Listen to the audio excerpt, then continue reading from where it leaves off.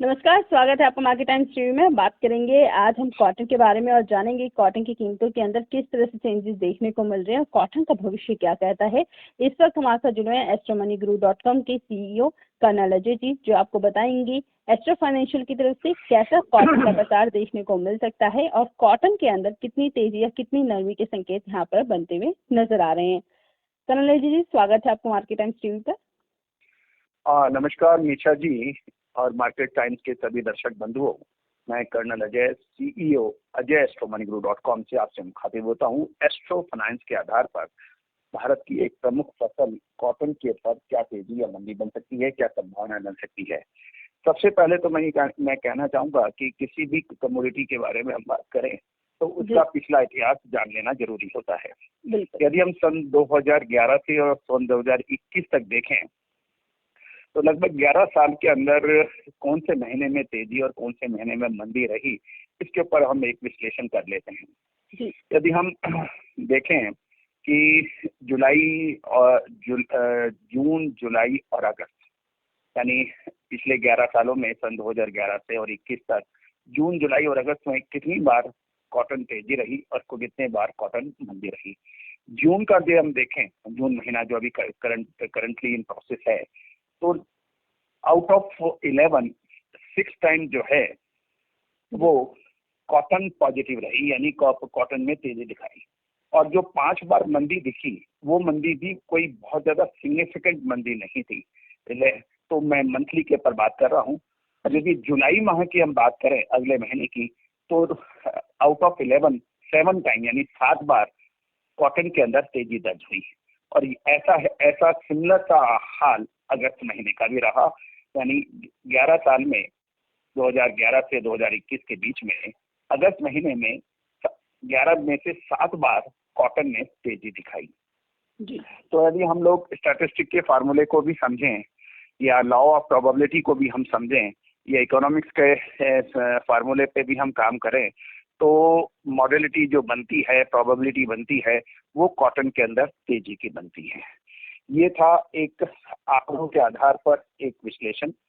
अब हम थोड़ा सा फंडामेंटल भी आ जाते हैं। फंडामेंटल में देखें जो उपलब्ध सूचनाएं मिल रही हैं, हरियाणा में लगभग 27% लेस प्रोडक्शन की उम्मीद है, क्योंकि 1.8 मिलियन बेल्स यानी एक 18 लाख जो गांठों का उत्पादन 2021 में होने की संभावना है, और ये लगभग 27% कम है। दूसरा जो महत्वपूर्ण राज्य है पंजाब भी कॉटन की सोइंग कॉटन के उत्पादन में अग्रणी है।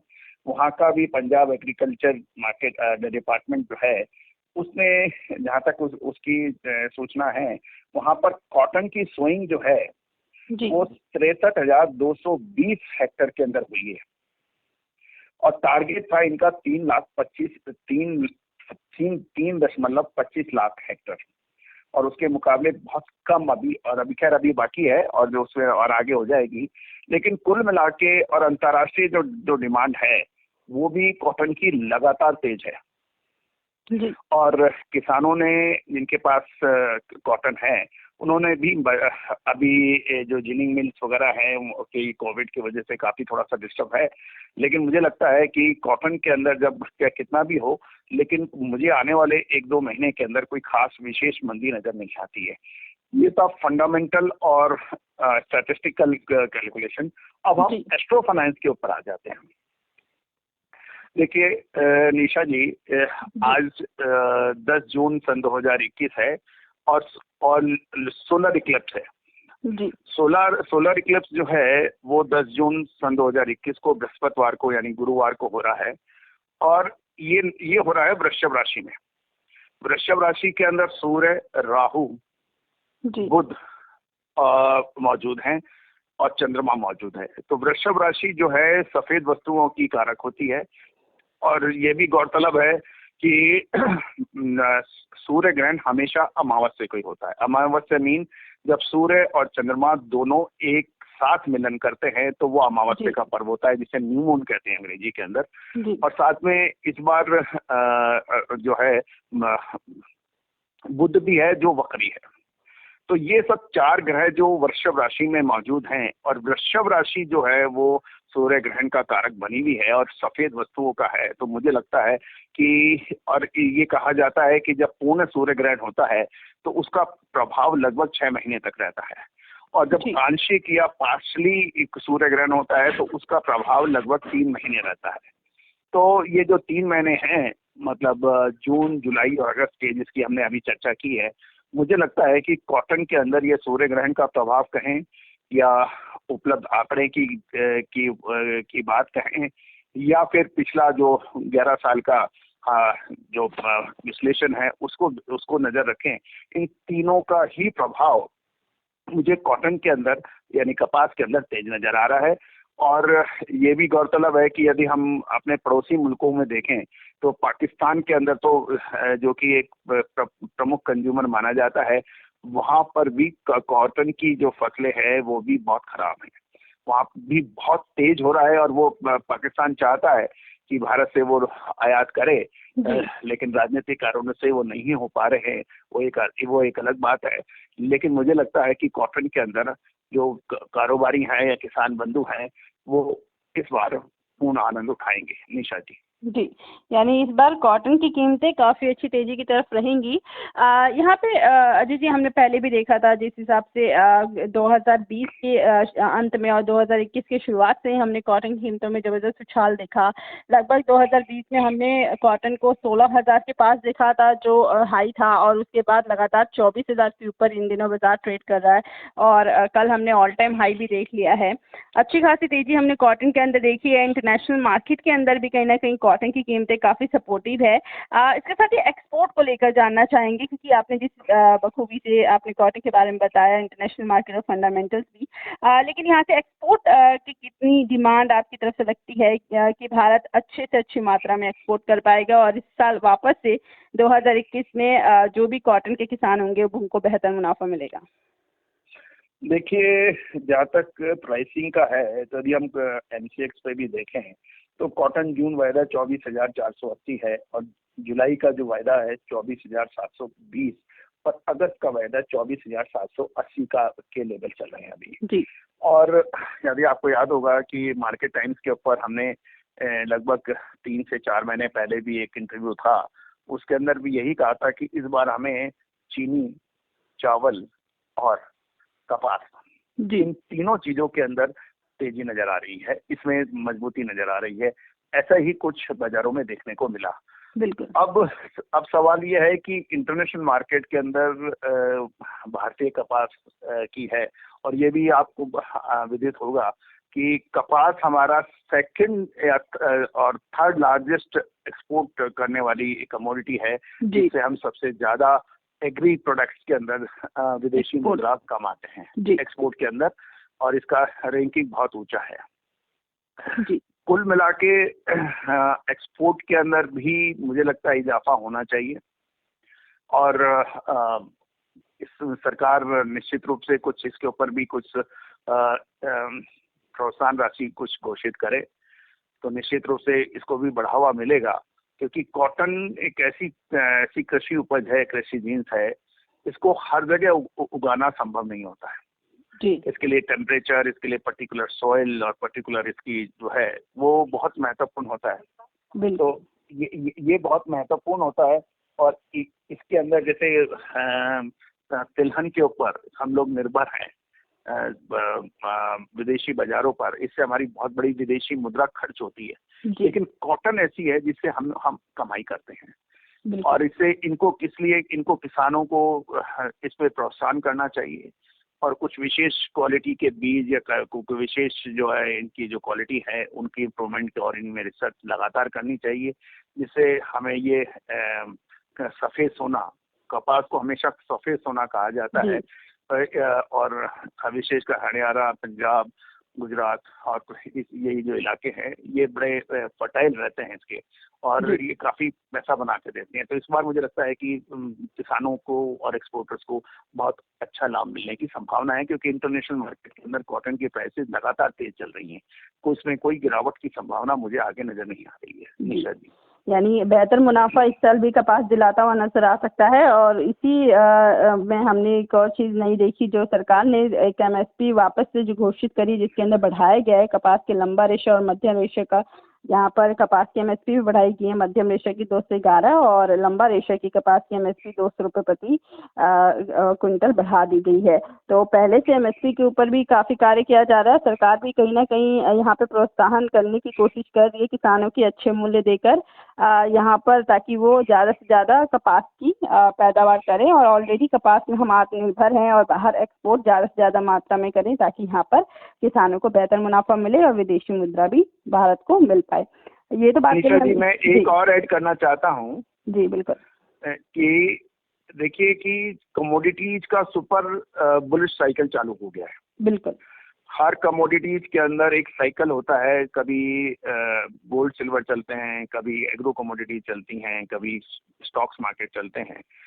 और यदि जो एग्रो कमोडिटीज का सुपर बुलिश साइकिल चालू हो चुका है, सोयाबीन में आपने देख ही लिया, उसके अंदर आप कोई भाव, एवरेज भाव की बात नहीं होती है कि 30 डेज 50 डेज 100 डेज, वो उससे ऊपर चली गई है। चाहे सोयाबीन में हो, चाहे सरसों हो, चाहे सीपी हो, और अब ये कॉटन भी जो है ये भी सुपर बुलिश साइकिल में आ रही है। और एक और जो मैं आप लोगों को कहना चाहता हूँ कि ये जो एग्रो कमोडिटीज है, ये डिमांड एंड सप्लाई का खेल है।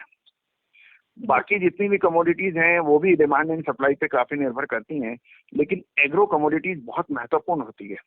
और इसके अंदर मौसम की मार, उपलब्ध स्टॉकिंग, और फिर किसानों का अपना साइकोलॉजिकल सेलिंग करने का तरीका। यदि किसानों के दिमाग में ये आ जाए कि अब इसमें बहुत तेज है, तो आप किसान रोक लेते हैं जी, और वो माल मंडियों में धीरे भेजते हैं या रोक लेते हैं।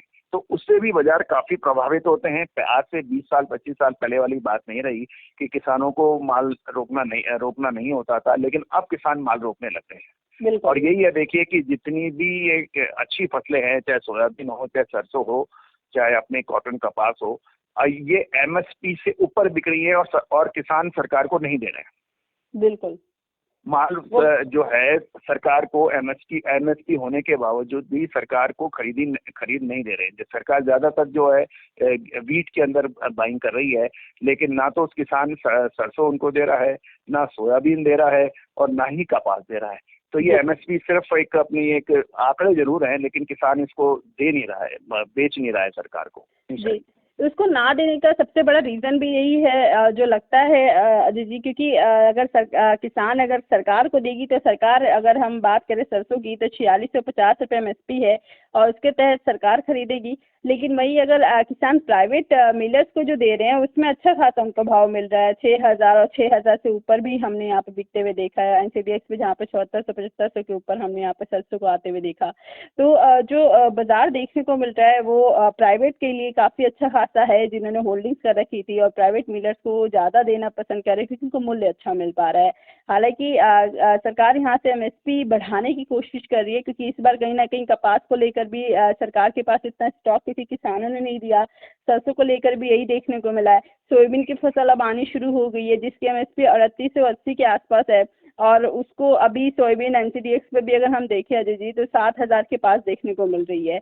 तो वहाँ पर किसानों को ये है कि प्राइवेट में अगर उनका मूल्य अच्छा मिल रहा है तो वहीं पर बेचना शुरू कर रहे हैं। और आपने बखूबी ठीक बात बोली कि यहाँ पर अगर इसीलिए नहीं बेच रहे हैं, यही सबसे बड़ा रीज़न देखने को मिल रहा है। और किसान आत्मनिर्भर की तरफ, वो पुराना किसान नहीं रहा है, जैसा आपने भी बोला कि क्योंकि पहले किसानों के पास इंटरनेट नहीं था और किसान पहले बाकी मार्केट नहीं देखता था, लेकिन अब किसान पहले मार्केट देखता है, उसके बाद मंडी के अंदर भाव लेके जाता है, फसल लेके जाता है अपनी।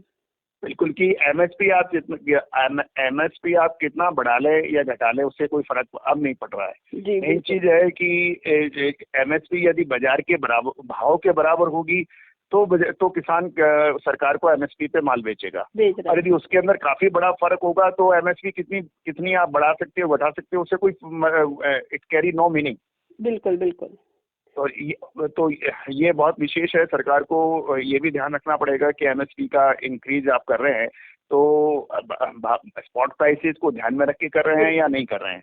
अदरवाइज आप सिर्फ एक एमएसपी को बढ़ा के और एक न्यूज क्रिएट जरूर हो रही है, लेकिन किसान उसको तरफ ध्यान नहीं दे रहा है, चाहे सोया का होल्डिंग करने वाला हो, या सरसों को होल्डिंग करने वाला हो, या जी कॉटन को होल्डिंग करने वाला हो, वो उसके लिए एमएसपी का कोई मतलब ही नहीं निकल रहा है, आप कितनी बढ़ाए जाओ। जी बिल्कुल बिल्कुल। तो ये भी एक बहुत अहम मुद्दा होता है। जी बिल्कुल।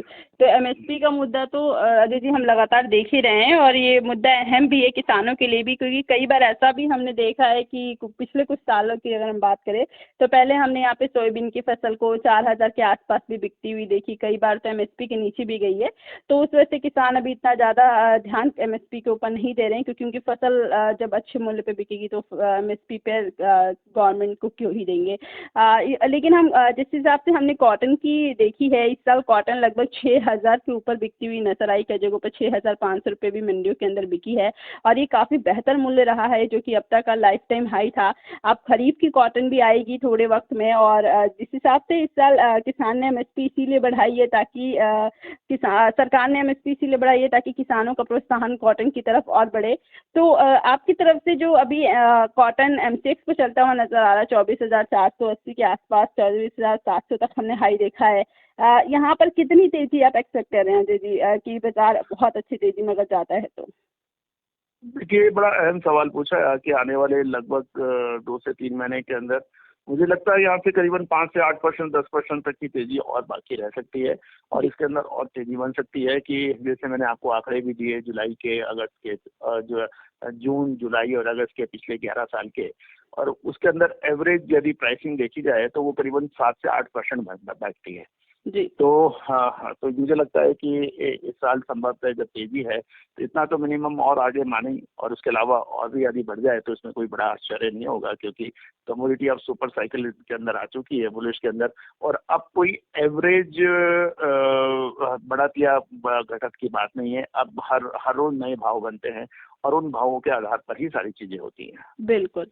तो यहाँ पर प्राइजेज अभी और तेजी की तरफ देखने को मिल सकते हैं, 2 से 3 महीने के अंदर 10% तक की लगभग तेजी हम कॉटन के प्राइजेस में और देख पाएंगे, और खरीदारी बनती हुई नजर आ सकती है। अभी के लिए मार्केट टाइम्स रिव्यू पर बस इतना ही। आगे खबर देखने के लिए देखते रहिए मार्केट टाइम्स।